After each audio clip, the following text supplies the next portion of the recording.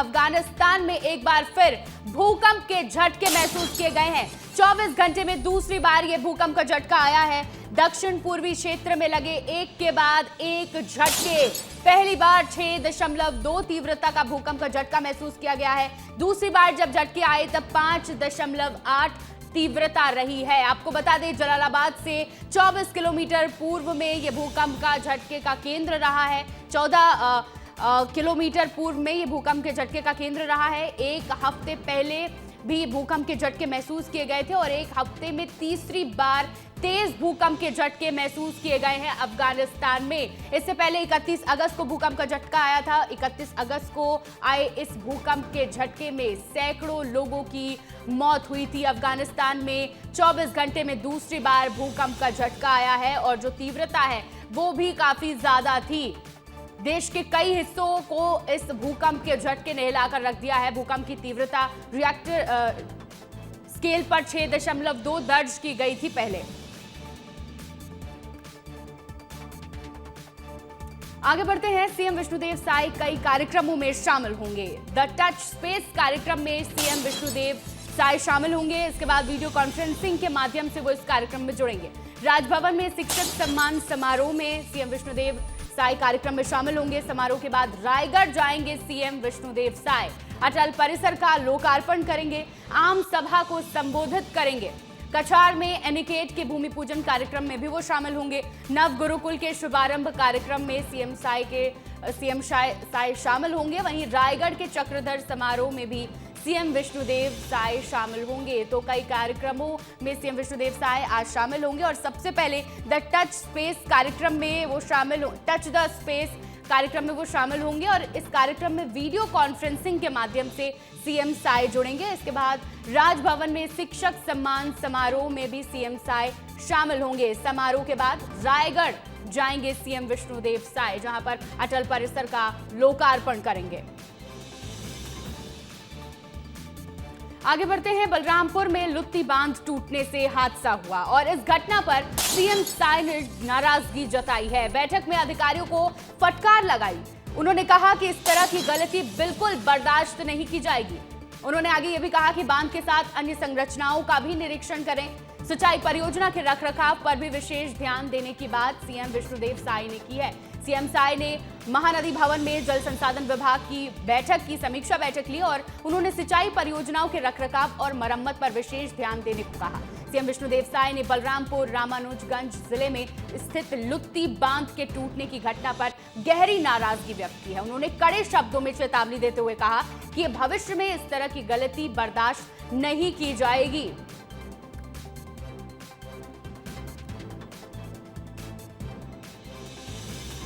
सौरभ तिवारी हमारे साथ, हमारे सहयोगी जुड़ गए हैं। सीएम नाराज हो गए हैं, बैठक हुई, उसके बाद सीएम ने नाराजगी जताई है, अधिकारियों को फटकार लगाई है। क्या कुछ अपडेट है, आगे क्या निर्देश दिए हैं सीएम ने? बिल्कुल श्रेया, कल समीक्षा बैठक थी जल संसाधन विभाग की। रायपुर के मंत्रालय में बैठक हुई और जिसमें सीएम ने नाराजगी जताई है। नाराजगी इस बात की जताई है कि बलरामपुर के जो रामानुजगंज में लुत्ती बांध थी उसके टूटने की घटना सामने आई थी, उसको लेकर सीएम ने कड़ी नाराजगी जताई है और ये निर्देश दिया है कि आगे ऐसी किसी भी लापरवाही को नहीं बर्दाश्त किया जाएगा। और उन्होंने ये भी कहा है जो अधिकारी हैं, संबंधित अधिकारी फील्ड में नहीं जाते हैं, निरीक्षण नहीं करते हैं, इस वजह से इस टाइप की घटना सामने आ रही है। और आगे उन्होंने ये भी निर्देश दिया है कि लगातार फील्ड में जाएं और निरीक्षण करें, तभी ये चीज़ें रोकी जा सकती है। और इसके संबंध में जो अधिकारी हैं उन्होंने जानकारी दी कि कुल 661 ऐसे कार्य हैं जो अभी प्रगति पर है और 1036 कार्य जो है वो जीर्णोद्धार है। इसके साथ साथ कुल मिलाकर 1697 कार्य ऐसे हैं जो लगातार प्रगति पर हैं और इसमें 8,966 करोड़ रुपए की राशि व्यय की जा रही है। और सीएम साय ने कहा कि ये सभी कार्य अच्छे से किए जाने चाहिए और खासकर जो सिंचाई परियोजना के कार्य है उस पर विशेष रखरखाव और मरम्मत की जरूरत है, इस पर विशेष ध्यान देना चाहिए और आगे किसी भी तरह की लापरवाही नहीं बर्दाश्त की जाएगी। श्रेया, ठीक है, बहुत शुक्रिया सौरभ, आप हमारे साथ बने रहिए। और आगे की खबर की बात करते हैं। रायपुर ड्रग तस्करी मामले से जुड़ी बड़ी खबर सामने आई है। नव्या मलिक और विधि अग्रवाल की रिमांड बढ़ा दी गई है। 6 सितंबर तक पुलिस दोनों से पूछताछ करेगी और पिछले 5 दिनों से ये पूछताछ जारी है। पूछताछ के बाद नव्या के साथ 4 और लोग गिरफ्तार हुए हैं और संभावना है कि आगे और भी गिरफ्तारी हो सकती है। पुलिस अब आरोपियों से लगातार पूछताछ कर रही है। इस मामले में नव्या मलिक की रिमांड बढ़ा दी गई है। कई बड़े खुलासे होने की भी संभावना जताई जा रही है। कार्रवाई में इवेंट मैनेजर विधि अग्रवाल सहित 4 नए आरोपियों को पकड़ा गया है और ये सभी आरोपी शहर की हाई प्रोफाइल पार्टियों और इवेंट्स में सक्रिय थे। विधि अग्रवाल ने केवल पार्टियों का आयोजन करती थी, बल्कि वहां पर नशे की सप्लाई चेन को भी नियंत्रित करते थे। अधिक जानकारी के लिए हमारे साथ सौरभ तिवारी लगातार जुड़े हुए हैं। सौरभ, नव्या मलिक की रिमांड बढ़ा दी गई है, संभावना जताई जा रही है कि और भी गिरफ्तारियां हो सकती हैं और भी बड़े खुलासे हो सकते हैं। क्या अपडेट है? जी बिल्कुल श्रेया, ड्रग तस्करी मामले में नव्या मलिक से पिछले 5 दिन से पूछताछ हो रही थी। कल उन्हें कोर्ट में पेश किया गया था और पूछताछ अभी और की जानी है, इसलिए 3 दिन की रिमांड बढ़ा दी गई है। इनके साथ साथ विधि अग्रवाल की भी रिमांड बढ़ा दी गई है और ये भी पता चल रहा है कि पूछताछ और भी जारी होगी और लगातार पूछताछ में बहुत सारी जानकारी सामने आई है और भी जानकारी सामने आ सकती है, क्योंकि नव्या मलिक ने यह भी कहा है कि 850 से ज़्यादा ऐसे लोग हैं जो इस सिंडिकेट के टच में हैं। इसलिए ये आशंका जताई जा रही है कि अभी जब पूछताछ और जारी और चलेगी, इसमें बहुत सारे जानकारी सामने आएंगे और भी कई लोग गिरफ्तार हो सकते हैं। इसलिए अभी 3 दिन की रिमांड बढ़ाई गई है और 3 दिन में देखना होगा कि अभी कौन सी जानकारी निकलती है और किसके किसके नाम सामने आ सकते हैं, क्योंकि शहर के बहुत सारे ऐसे रईसजादे हैं जिनका नाम सामने आ रहा है, जिसमें होटल के व्यापारी हैं, राजनेताओं के बेटे हैं और ऐसे कई रसूखदार हैं जिनके नाम सामने लगातार आ रहे हैं। आने वाले समय में और भी नाम सामने आ सकते हैं और भी ज्यादा गिरफ्तारी हो सकती है इस केस में। ठीक है सौरभ, बहुत बहुत शुक्रिया जानकारी के लिए। तो और भी खुलासे हो सकते हैं। चलिए आगे बढ़ते हैं। बड़ी खबर आपको रायपुर से दे रहे हैं, जहां पर पुलिस व्यावसायिक शिक्षक भर्ती मामले की जांच करेगी।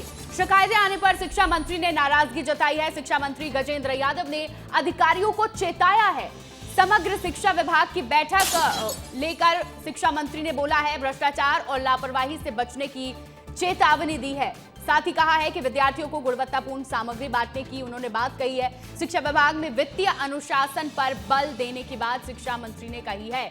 बजट का उपयोग काम के अनुसार करने की भी बात शिक्षा मंत्री ने अधिकारियों को दी है। तो ये बड़ी जानकारी आपको रायपुर से दे रहे हैं, जहां पर व्यावसायिक शिक्षा भर्ती मामले की जांच अब पुलिस करेगी और शिक्षा मंत्री ने नाराजगी जताई है और कड़े शब्दों में अधिकारियों को निर्देश दिए हैं।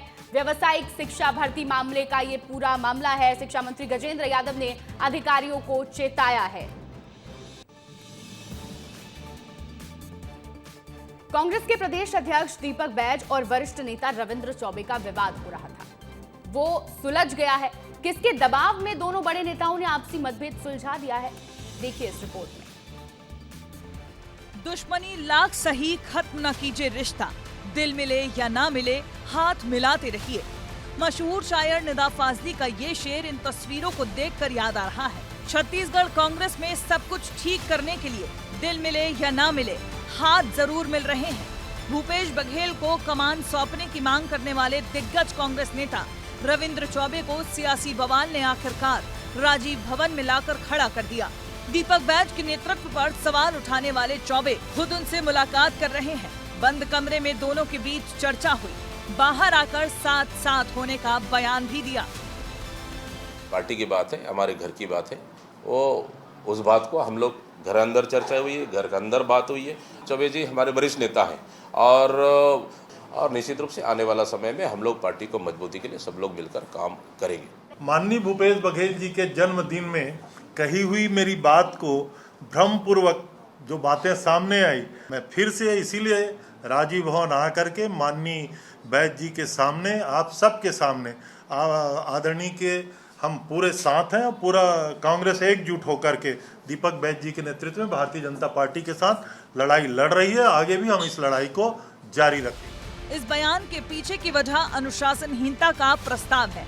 बीते दिन कांग्रेस की 2 बड़ी बैठकों में रविंद्र चौबे के खिलाफ नोटिस जारी करने की तैयारी थी, लेकिन तभी हम साथ साथ हैं की मिसाल पेश कर विवाद पर पानी डालने की भी कोशिश कर दी गई।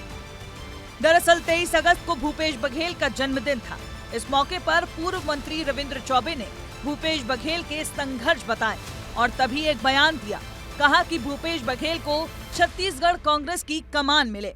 उनके इस बयान के बाद कांग्रेस में विवाद होने लगा। हाईकमान तक उनकी शिकायत पहुंच गई। 3 सितंबर को कांग्रेस ने इसे अनुशासनहीनता माना और 4 सितंबर को चौबे ने बैज से मुलाकात कर उन्हें मना लिया। वार हुए पलटवार हुए, कांग्रेस में गुटबाजी के लंबे घाव हुए।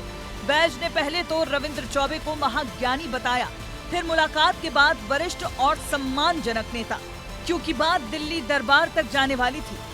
कांग्रेस के अंदर फूटे इस सियासी ज्वार पर बीजेपी भी बराबर प्रहार करती रही, लेकिन जब दोनों नेताओं ने हाथ मिला लिया तो ये प्रहार और भी प्रचंड हो गया। अब देखिए, ये उनका आंतरिक मामला है, लेकिन आज कांग्रेस में मतलब हर जगह सिर फुटबॉल है, आपस में उनका खींचतान है। वहाँ मध्य प्रदेश के अंदर में जिलाध्यक्षों की नियुक्ति हुई है, तो उन्हीं के कार्यकर्ता आज उनको हटाने के लिए आंदोलन कर रहे हैं। तो उसी तरह से छत्तीसगढ़ में भी इनका बुरा हाल है और ये लोग पहले अपना अस्तित्व संभाल लें। कांग्रेस अपना मजाक खुद बनकर रह गई है। सोशल मीडिया में एक ट्रोल हो रहा था नेता प्रतिपक्ष जी का कि वो चमचों वाला बयान, कि चमचे किसी को मुख्यमंत्री बना दे रहे हैं, किसी को प्रदेश अध्यक्ष बना दे रहे हैं। तो एक दूसरे का कुर्ता फाड़ने में लगे हुए हैं और ये कांग्रेस की पुरानी परंपरा है। यूं ही कोई शिखर से शून्य पर नहीं आता। कांग्रेस और उसका आपसी विवाद से पुराना नाता है, लेकिन अब इसे दूर करने के लिए कांग्रेस पूरी तल्लीनता से लगी है। तभी तो आनन फानन में बुधवार को बड़ी बैठक कर चौबे के खिलाफ अनुशासनहीनता का प्रस्ताव पारित कर दिया गया।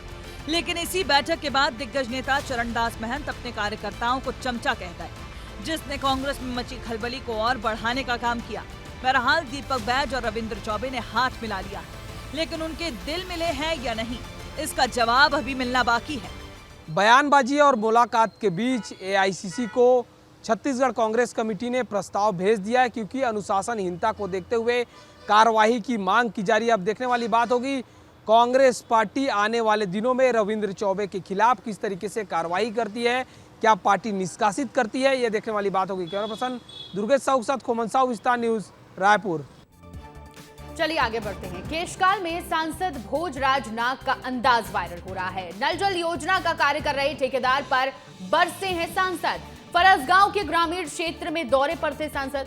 गांव में पानी की किल्लत की समस्या पर उन्होंने नाराजगी जताई है। पीएचई विभाग के ई को कार्रवाई करने के निर्देश दिए हैं। ये अंदाज एक बार फिर से सांसद का वायरल हो रहा है। भोजराज नाग सांसद का वीडियो अब वायरल हो रहा है। फरसगांव के ग्राम हिर्री का ये वीडियो बताया जा रहा है और बुधवार को फरसगांव के ग्रामीण क्षेत्र के दौरे पर पहुंचे थे सांसद और इसी दौरान उन्होंने अधिकारियों को फटकार लगाई और उन पर बरसे। जनसंपर्क के दौरान ग्रामीणों ने गांव में पानी की किल्लत की समस्या बताई थी। ढंग से बात क्या कर, मारेंगे सब जनता तुमको दौड़ा दौड़ा। कैसा लगता है जब वो बता रही है पानी नहीं आ रहा है, तू क्या बहुत सारी मार रहा है? मुंह बंद रख, वो बताएगी, तुम क्या बताओगे? इतने दिन से साल होश नहीं था क्या? कार्रवाई करो इसके विरुद्ध, फोकट में काम नहीं कर रहा है।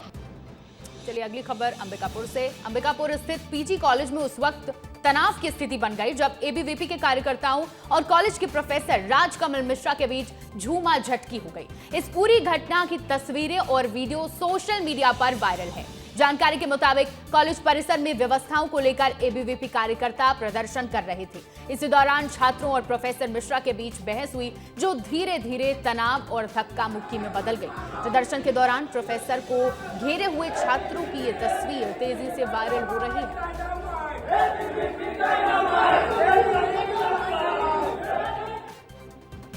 और आगे बड़ी खबर बिलासपुर से आ रही है, जहां पर बिलासपुर में बेटी के सामने पिता की हत्या कर दी गई। कोमल खैरवार के बीच रास्ते में हत्या हुई है। पेड़ के पास सड़क पर व्यक्ति का शव मिला है। मृतक के सिर पर गंभीर चोट के निशान भी मिले हैं। मृतक की बेटी केशरी खैरवार ने पुलिस को पूरी घटना बताई है। भरत सोनी ने उसके पिता पर लाठी से हमला किया। कोनी थाना क्षेत्र के निरतू गांव की ये घटना है। पूरी जो घटना है पुलिस को उनकी बेटी ने ही बताई है। पुलिस ने मामला दर्ज करके अब जांच शुरू कर दी है।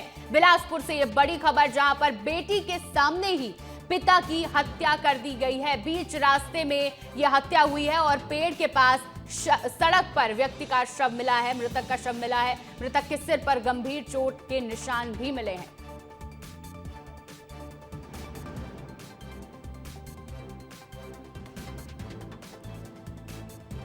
तमाम जानकारी के साथ हमारे सहयोगी आशीष दुबे जुड़ गए हैं। आशीष, क्या अपडेट है इस पूरे विवाद का?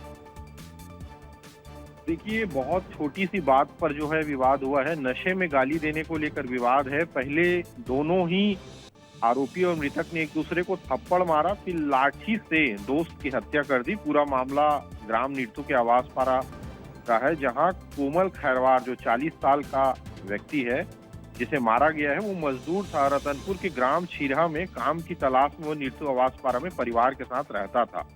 पड़ोस के रानी गांव निवासी भरत सोनी भी नीरतू में ही रहता था। दोनों एक साथ मजदूरी करते थे। बुधवार को कोमल और भरत ने एक साथ बैठकर शराब पी और घर लौटते समय आपस में दोनों के बीच गाली गलौच और विवाद हो गया। यही विवाद इतना बढ़ गया कि गुस्से में भरत ने रात 9 बजे घर से लाठी लेकर कोमल के घर पहुंचकर उसे जो है उसके सिर पर वार किया और उसकी जो है हत्या हो गई। खून से लथपथ लाश जो है कोमल की जमीन पर गिरी रही और उसकी बेटी ये सब देखती रही। उसकी बेटी जो है केसरी खैरवार जो है चश्मदीद बनी है। पुलिस को उसने सारी जानकारी दी कि किस तरह जो है उसके पिता की हत्या हुई है। तो कुल मिलाकर ये एक बड़ा विवाद जो है बिलासपुर से निकल करके सामने आया है, जिसमें दोस्त ही जो है जानलेवा हमला करता है अपने दोस्त के ऊपर और उसे मौत के घाट उतार देता है। उसने जो है अपना जुर्म कबूल कर लिया है, जिसने हत्या की है, और वो जो है गिरफ्तार भी हो गया है। कोनी थाना की पुलिस जो है इस पूरे मामले पर कार्रवाई। जानकारी के लिए एक छोटा सा विवाद हत्या का रूप ले लेता है और बेटी के सामने ही पिता की हत्या कर दी जाती है। अगली खबर की बात करते हैं। गौरेला में दुकान के कब्जे को लेकर दो पक्षों में जमकर विवाद हो गया। विवाद इतना बढ़ा कि दबंगों ने पीड़ित परिवार के लोगों की बेरहमी से पिटाई कर दी। मामला गौरेला थाना क्षेत्र के पुराना गौरेला हिरमाई चौक का है। यहाँ प्रदीप दुबे का परिवार अपने पैतृक संपत्ति की दुकानों पर हार्डवेयर का बिजनेस करते हैं। दुकानों को लेकर उनके बीच पारिवारिक विवाद लंबे वक्त से चल रहा है, लेकिन उनके भाइयों ने इस दुकान को अपना बताकर गौरेला के किसी अग्रवाल परिवार को बेच दिया, जबकि मामला कोर्ट में चल रहा है। सर, मैं अपनी दुकान चलाता हूँ खेरमाई चौक में, विराट कंस्ट्रक्शंस। मैं अपने सीमेंट उतरवा रहा था, तभी मेरे चाचा संदीप दुबे और उनके साथ साजन अग्रवाल, चिंटू अग्रवाल और आपके विक्की अग्रवाल और उनके छोटे भाई मुकेश अग्रवाल सारे मिलकर आकर मुझे मारने लगे। और उनके साथ और भी लोग थे जो कि मतलब झुंड में एक तरीके से 30-35 लोग थे और वो लोग आकर मारना शुरू करे बैग से। प्रदीप दुबे और उनके परिवार वालों का कहना है कि ये दुकान का बंटवारा नहीं हुआ है, इन लोग बलात् कब्जा कर रहे हैं। इसी बात पर से वाद विवाद होकर झगड़ा मारपिटाई हुए हैं, जिसमें शर्मा दुबे परिवार के 3 लोगों को चोट आई है। आगे बढ़ते हैं और जीएसटी की दर में कटौती किए जाने के बाद किसानों को ट्रैक्टर खरीदना आसान हो गया है। ट्रैक्टर का रेट 30 से 40 हजार रुपए तक कम हो जाएगा। माना जा रहा है कि आने वाले दिवाली और धनतेरस के मौके पर इस साल ट्रैक्टर की सर्वाधिक बिक्री हो सकती है। संवाददाता दिलीप जायसवाल ने ट्रैक्टर शोरूम में पहुंचकर जीएसटी स्लैब में कटौती किए जाने के बाद एक रिपोर्ट भेजी है, आप भी देखिए। जीएसटी के टैक्स स्लैब में कमी लाए जाने के बाद ट्रैक्टर का भी रेट सस्ता हो गया है। कम हो गया है, करीब 30 से 50 हजार रुपए हर ट्रैक्टर में कम आपको देना पड़ेगा। जो किसान भाई है उनके लिए खुशखबरी है। देखिए, इस समय मैं एक ट्रैक्टर का शोरूम है यहाँ पर पहुँचा हुआ हूँ। ये देखिए ट्रैक्टर है, आयसर कंपनी के यहाँ पर ट्रैक्टर के शोरूम में पहुँचा हूँ। और ट्रैक्टर इस तरीके से जो आप देख रहे हैं, किसान का सपना होता है ट्रैक्टर खरीदना, और ये जो सपना है 22 सितंबर के बाद साकार हो जाएगा कम रेट में इस तरीके से, क्योंकि जो जीएसटी का जो टैक्स लगता था उसमें भारी कमी देखने को मिल रही है। और यही वजह है कि अब लोग कह रहे हैं कि उनके लिए जो ट्रैक्टर खरीदना आसान हो गया है। तो ऐसे में ये माना जा रहा है कि अगर आप 40 से 42 HP तक का ट्रैक्टर खरीदते हैं तो कम से कम आपको 40 हजार रुपए तक का राहत मिल सकता है। 40 हजार रुपए कम देने पड़ेंगे। तो कुल मिलाकर जीएसटी का जो स्लैब जो टैक्स कम किया गया है, इससे किसानों को आने वाले दिनों में बहुत बड़ा फायदा होने वाला है, क्योंकि 22 सितंबर के बाद जब आप ट्रैक्टर खरीदने जाएंगे तो ये राहत आपको मिलने वाली है। वीडियो जर्नलिस्ट प्रसाद यादव के साथ दिलीप जायसवाल, विस्तार न्यूज, अंबिकापुर। तो किसानों को बड़ा फायदा मिलने वाला है। आगे बढ़ते हैं। देश के कई हिस्सों में बारिश ने तबाही मचाई है। कई हिस्सों में आज भी बारिश के आसार नजर आ रहे हैं। आपको बता दें, जम्मू कश्मीर, पंजाब, हिमाचल में तेज बारिश की संभावना जताई गई है। वहीं दिल्ली में भी भारी बारिश की चेतावनी जारी की गई है। यमुना नदी का जल स्तर लगातार बढ़ता जा रहा है और यमुना नदी का पानी अब सड़कों पर भर गया है। देश के कई हिस्सों में बारिश से तालाब जहां अपने तबाही मची हुई है, वहीं कई हिस्सों में आज भी भारी बारिश के आसार जताए गए हैं। लगातार देश के अलग अलग राज्यों में लगातार बारिश हो रही है और इसकी वजह से जो जल स्तर है वो बढ़ गया है। पानी का जो बहाव है वो काफी ज्यादा तेज हो गया है और आज भी जम्मू कश्मीर, पंजाब, हिमाचल में तेज बारिश की संभावना जताई गई। वहीं दिल्ली में भी लगातार बारिश हो रही है। ये दिल्ली की तस्वीर हम आपको दिखा रहे हैं, जहां पर यमुना नदी का जल स्तर बढ़ गया है और लगातार बढ़ता ही जा रहा है। दिल्ली में भी आगे भी आज भी बारिश की चेतावनी जारी की गई है और जो यमुना नदी का पानी है वो अब सड़कों पर पहुंच गया है। जो राहत कार्य चल रहे हैं लगातार, वहां तक भी पानी पहुंचने की तस्वीरें हमने आपको दिखाई हैं पहले भी। और अब दिल्ली का जो जल स्तर है यमुना नदी का वो लगातार बढ़ता जा रहा है। अगली तस्वीर आपको चंडीगढ़ की दिखा रहे हैं, जहां पर तेज बहाव, आप तस्वीरों में देख सकते हैं पानी का तेज बहाव है। और पंजाब में भी बारिश की वजह से जो स्थिति है वो काफी ज्यादा परेशान करने वाली है और लोगों को काफी परेशानी हो रही है। लोग अपने घर छोड़कर एक सुरक्षित स्थान पर लगातार पहुंच रहे हैं और प्रशासन का रेस्क्यू भी लगातार जारी है। तो इस बार देश के अलग अलग राज्यों से जो तस्वीरें सामने आ रही हैं वो डराने वाली हैं। अगली तस्वीर आपको मथुरा की दिखा रहे हैं, जहां पर बारिश की वजह से जो सड़कें हैं वो लबालब पानी से भरी हुई हैं। घर के अंदर पानी भरा हुआ है और जो लोग हैं अपने घर को छोड़कर जाने को मजबूर हैं। अपना दुकान बंद करके वो एक सुरक्षित स्थान पर पहुंच रहे हैं। आप तस्वीरें अपनी स्क्रीन पर देख सकते हैं किस तरीके से प्लॉट पर पूरा पानी भरा हुआ है। आधा गेट डूब चुका है और यही हाल पूरे मथुरा का है, जहां पर घरों तक पानी पहुंच गया है। हिमाचल की तस्वीर आपको दिखा रहे हैं, कुल्लू में आप देखिए कितना तेज बहाव है पानी का और इसी वजह से लोगों को काफी परेशानी का सामना करना पड़ रहा है। प्रशासन लगातार अलर्ट जारी कर रहा है और चेतावनी दे रहा है कि किसी भी तरीके से किनारे पर ना जाएं। तो तस्वीरें देश की बाढ़ की स्थिति की। आगे बढ़ते हैं और बात छत्तीसगढ़ की करते हैं। दुर्ग जिले के औरी गांव में गुरुवार को उस वक्त हड़कंप मच गया जब नाले के एनीकट में 3 लोग पानी के तेज बहाव में बह गए। घटना की जानकारी मिलते ही पुरानी भिलाई थाना पुलिस मौके पर पहुंची और एसडीआरएफ की टीम को रेस्क्यू के लिए बुलाया गया। जानकारी के मुताबिक तीनों लोग भारतमाला प्रोजेक्ट में काम करने पहुंचे थे। ये तस्वीरें आपको दिखा रहे हैं दुर्ग से, जहां पर रेस्क्यू किया जा रहा है। औरी गांव में गुरुवार को हड़कंप मच गया जब ये तस्वीरें सामने आई। नाले के एनीकट में 3 लोग पानी के तेज बहाव में बह गए। आपको बता दें कि भारतमाला प्रोजेक्ट में काम करने के लिए वो गए थे और इसी दौरान इस घटना का शिकार हुए हैं। अब आपको 8 तस्वीरें दिखा रहे हैं बाढ़ बारिश की। मध्य प्रदेश की ये तस्वीरें हैं। पहली तस्वीर उज्जैन की, इंदौर, इसके साथ ही छत्तीसगढ़ की भी तस्वीरें आपको दिखा रहे हैं। रतलाम, बड़वानी, वहीं बिलासपुर के भी जो हालात हैं बारिश की वजह से वो बेहद खराब होते जा रहे हैं। कोरिया की तस्वीर आपके सामने है। कोरबा में भी वही स्थिति है और बालोद में भी लगातार बारिश की वजह से जल स्तर बढ़ा हुआ है। सबसे पहले उज्जैन की तस्वीर देखिए, मंदिर डूब गए हैं। मंदिर जहां पर दर्शन करने के लिए लोग जा रहे हैं, घुटने घुटने तक पानी भरा हुआ है और हालात बेहद चिंताजनक है। इंदौर की तस्वीरें, घर के अंदर पानी घुस गया है। जो घर है वहीं पर पानी अंदर भरा हुआ है और लोग वहीं पर रहने को मजबूर हैं। जो नहीं रह पा रहे वो घर छोड़कर जा रहे हैं, लगातार अपना घर छोड़ने को मजबूर हैं लोग। रतलाम में सड़कों पर पानी पूरा भरा हुआ है, जो सड़कें हैं वो जलमग्न हो गई हैं। बड़वानी में भी नदियों का जल स्तर बढ़ा हुआ है। बिलासपुर में देखिए किस तरीके से सड़कों पर पानी भरा हुआ है और लोगों को काफी परेशानी का सामना करना पड़ रहा है और खतरा भी लोगों के लिए बढ़ता चला जा रहा है। कोरिया की तस्वीर आपको दिखा रहे हैं। कोरबा में भी वही हाल है, पानी भरा हुआ है जिसकी वजह से लोगों को परेशानी हो रही है। वहीं बालोद में भी सड़कों पर पानी भरा हुआ है। जो घर के अंदर का सामान है वो बाहर आ गया है बहकर और लोगों को इसी गंदे पानी के बीच रहने को मजबूर हैं वो लोग। कुछ लोग घर छोड़कर जा रहे हैं और कुछ लोगों को इसी पानी के बीच रहने पर मजबूर हैं।